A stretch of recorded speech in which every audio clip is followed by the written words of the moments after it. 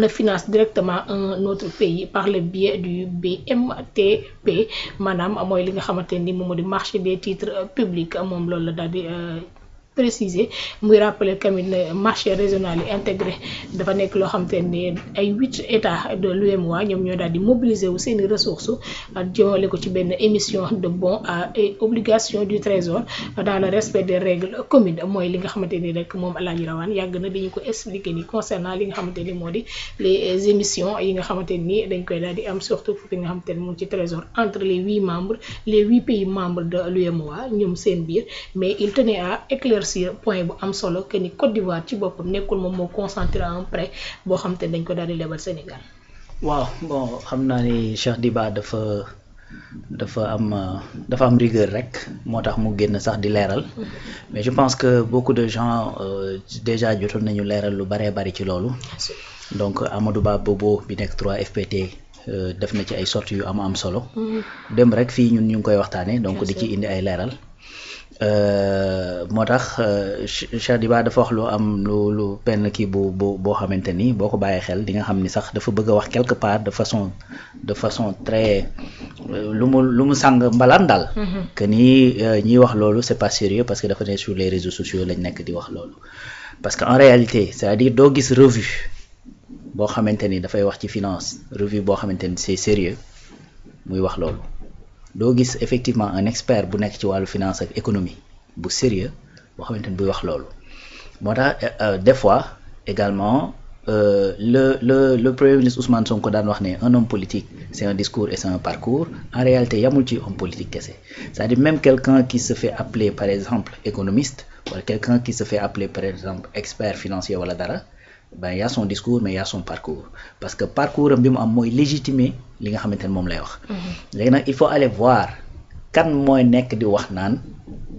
ivoiriens yi ñooñu lebal n'est-ce pas donc il faut juste aller chercher donc tu verras que ni c'est des paroles yoo xamante ni ay wax yoo xamante ni vraiment amul bopp amul genn et c'est pas du tout sérieux te ndegam ñi nga xamante ni sax du ñu ay experts financiers ñoo capable dem pour vérifier l'information xam ni loolu ngay wax teguwul à plus forte raison ñi nga xamante ne dañoo nekk ci domaine bi comme je t'ai dit vérifier ci réseaux sociaux yi tu verras que ni effectivement il y a une partie des Sénégalais yuy wax loolu mais dañoo am ñoom koo xamante ni entre guillemets léegi moom moo nekk seen maître penseur te même ce maître penseur là encore une fois tu comprends aisément que ni li muy wax vraiment c'est pas amul profondeur parce que lu neex a démonter la donc man ci ki ma njëkk a dégg mu wax loolu c'est pas Malick Ndour pour le citer donc par la suite ba mu koy wax ca compte Diallo ba Bougane laa gis aussi mu nekk derrière lui di ko ne même ak les Maliens abal nañu 2 milliards donc man après par la suite j'ai entendu d'autres experts qui ont soutenu le contraire yamuma ci je suis allé directement sur le site même de uematitre.org puisque même moom loolu lay wax ne nañ dem xooli foofu c'est-à-dire tu vérifies le site tu sais que pertinemment te loolu soxlawul sax nga koy en fait di creuser lu xóot quoi de creuser lu xóot parce que tey si marché UEMOA titre bi comme ni ko ministre bi waxee c'est-à-dire n'importe qui mën nga dugal sa xaalis mais da nga koy dugal à travers des intermédiaires donc Cheikh Diba li ma expliqué mooy sur le marché UEMOA titre c'est-à-dire ce sont des banques ñooy souscrire à ces titres banques yooyu di souscrire à ces titres dañuy souscrire au nom de leurs clients comprendre nga c'est-à-dire une banque mën na nekk en Côte d'Ivoire soumissionné effectivement ci prêt boo xamante ne Sénégal moo ko def dañ naan banque bi nekk Côte d'Ivoire moo soumissionné mais client wu banque boobu fan lañ ne en réalité mën nañ sax bañ a nekk Côte d'Ivoire parce que marché UEMOA titre bi dafa am benn spécificité bu ci am moom la Cheikh Diba di expliquer aussi mu ne dafa am une certaine flexibilité xam nga flexibilité boobu mooy lan mooy banque bi mën na souscrire pour des citoyens de l'UEMOA mais ku nekk hors UEMOA mën na xam ni Sénégal mi ngi bëgg a ñëw am naa ci Sénégal confiance xam naa ni bu ma fa dugalee sama xaalis mu dina génnewaat ay bénéfices man mënuma souscrire directement parce que c'est pas ouvert aux particuliers ma dem ci banque bu nekk Côte d'Ivoire puisque Côte d'Ivoire laa gën a maîtriser fa laa gën a xam ma dugal fa sama xaalis pour que banque boobu souscrire ma ci bu Sénégal wa ilaa man dama nekk Europe sénégalais la banque waa Côte d'Ivoire ñi ngi bëgg a lever wala waa Mali wala keneen ñi ngi bëgg a lever ma ni comme man bëgg naa dugal sama xaalis ci levée bi te mënuma ko dugal directement parce que il faut ma jaar par des banques ma jël par exemple benn banque bu nekk fii Sénégal on va dire BHS wala beneen n'importe quel BND ma jël sama xaalis dugal ko fa ñooñu dem souscrire en mon nom c'est-à-dire c'est des banques qui souscrivent pour leurs clients donc moo tax ñuy wax ne ay souscription yi par intermédiaire la voilà c'est aussi simple que ça léegi nag yow mënoo xam ñan ñooy client banque bi ne ay Ivoiriens comme si banque bi moom dalaa jox ay liste client c'est des banques qui sont là-bas tey banques yi nekk Sénégal am na banque bu nekk fii boo xamante ni maanaam ñi fa dul sénégalais fa ëpp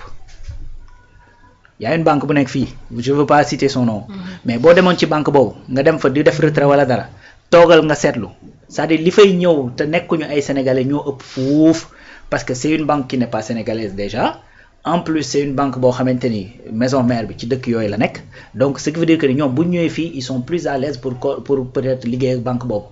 moo tax boo fa demee boo toogee ci accueil bi tu verras que ni y a beaucoup de gens qui vont venir faire des transactions du ñu ay sénégalais mais pourtant banque boobu bu demoon souscrire UEMOA titre dañ naan sénégalais parce que banque bi dafa nekk Sénégal. Bien sûr. loolu moo subtilité boobu moo ci nekk te loolu jafewul a comprendre. léegi nag quelqu'un qui veut faire comprendre aux gens autre chose c'est-à-dire parce que ñiy wax loolu xam nañ lii may wax mais quand tu veux faire comprendre aux gens autre chose da ngay jël affaire bi nga jëm ko présenter autre chose mais pour man Cheikh Diba il a juste fait preuve de rigueur pour mën a nit ñi xam ni y a une voix officielle bu génn maintenant wax concernant cette question mais la majorité des Sénégalais ont déjà compris que loolu ñuy wax c'est juste ay wax yu woyof la quoi mais ça tient pas la route. mais xam nga da ciy baax léeg-léeg mu génn daal di leeral parce que quelqu'un ku mel ni Pape Malick Ndour nekk un économiste léeg-léeg bu génnee yëkkati kàddu yi nii wax ko certains vont croire à ce qu'il dit donc ñoom da ciy baax tamit comme leeral ñoo bëgg lépp loo xam te ne transparence la bu yenn yi amee ñu génn tamit. c'est des voix autorisées. c'est ça moo tax ma ni dafa bëgg juste mu am une voix officielle qui en parle. comme ça gars yi xam ne lii kii nañ ci mais vraiment des fois moo tax tamit sànq ma wax ne discours et parcours. Bien sûr. c'est-à-dire y a des choses yu nga xamante ni maanaam bu ko Pape Malick waxee keneen wax le contraire keneen li mu wax mën naa gën a crédible. parce que déjà da ngay xam ne kii di wax ça dafa am déjà ça il n'est pas neutre ça c'est un. dafa am loo xamante ni moom la bëgg a prouver parce que remarque une chose la plupart du temps dañi nga xamante ni dañu nekk dans l'opposition te bokkoon ci régime bi fi jóge je dis pas que c'est toute l'opposition parce que opposition bi am na ñoo xamante ni mosuñoo nekk ci benn régime mais ñi jógee ci régime bi fi jóge ak ñi nga xamante ni ay alliés régime bi la ñoon c'est-à-dire tu as l'impression que tout le temps c'est quoi le combat ñun li ngeen ñu dàqee woon ba ni ñun dañoo nangam ak dañoo nangam suñu gestion baaxul dañoo bëri ñuy luubal ak et cetera yu demee noonu ñoom ñii fi nekk ñoo yam tu as l'impression que c'est ce message là qu'on veut faire passer ñun dañoo bon de waaye ñii tamit dañoo bon xam nga la wax donc man en tout cas des fois c'est ça que je comprends dans certaines sorties man nag dama jàpp ne démarche bi gën mooy que ni ngeen jéem a prouver ni kat ñun kat baaxoon nañu yéen a comprendre woon li ñu doon def te en réalité même fi jamono ju toll nii ak Sénégal fi mu toll je le rappelle encore une fois Sénégal mooy pays boo xamante ni bu wanee ginnaaw régime du ci delluwaat PS ba mu ñàkkee régime bi fu mu toll nii dafa dem la Macky Sall doon wax plus simple expression PS sax est-ce que existé ti na PDS bi mu ñàkkee nguur gis nga nu mel APR bi mu ñàkkee nguur gis nga ni mu mel actuellement ñoom ci seen biir ba dialogue amee dañoo tasaaroo dañoo imploser ñoom ci seen biir donc Sénégal ci boppam ñoo baaxoowul di wàcc régime ba pare di delluwaat vers moom n'est-ce pas donc y a une communication boo xamante ni maanaam boo ko dee tenir à la fin da ngay ñaaw ci xare bi rek mais objectif bi ngay bëgg a atteindre doo ko atteindre parce que en réalité da ngay tenir des discours yoo nga xamante ni comme j'aime à le dire boo ko tenir midi 2 minutes ñu démonter ko ba mu set donc en plus ça c'est des trucs yu nga xamante ni c'est factuel c'est scientifique da ngay dugg ci site internet bi c'est très clair même concernant calendrier yi man dem ci guddi laa ko mujjee xool da ngay dem y a des dates bien précises pour chaque pays donc loolu pour man encore une fois c'est bien de communiquer là-dessus c'est bien d'avoir cette rigueur surtout de la part ñi nga xamante ni ñooy voix officielle yi quoi. mais loolu